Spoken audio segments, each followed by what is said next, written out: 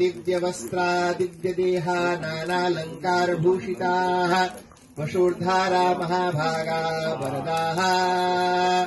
सन्तु मे सदा शुद्धस्फटिकशङ्काशा दिव्यायूधकरावृताः एकभोगा साक्षसूत्रा वशोर्धारानता वयम् ॐ सप्त ते अग्ने समिधः सप्त जिह्वाः सप्त ऋषयः सप्त धाम प्रियाणि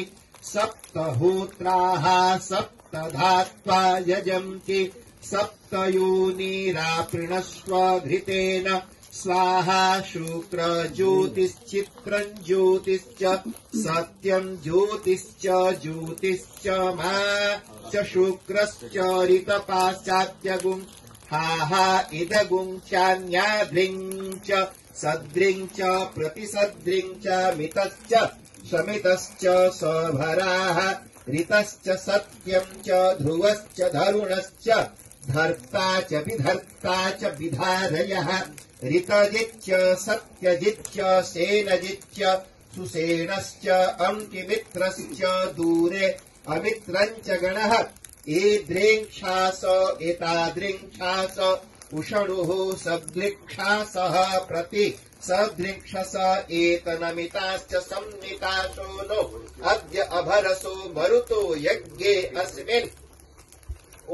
इमास्तनमूर्जस्वन्तम् धयापाम् प्रपीनमग्ने शरीरस्य मध्ये उत्संजुषस्व मधुमन्ता समुद्रियन् सदनमाविशस्य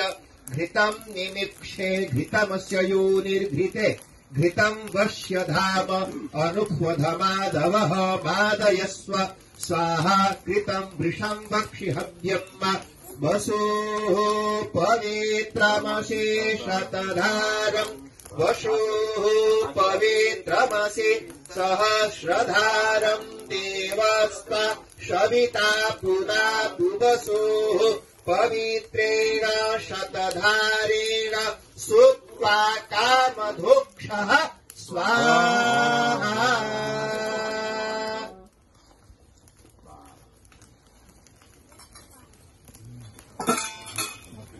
सुंदर, उसको शुरुआत को वहीं रख दीजिए, नीचे जैसे था, हाँ जैसे था।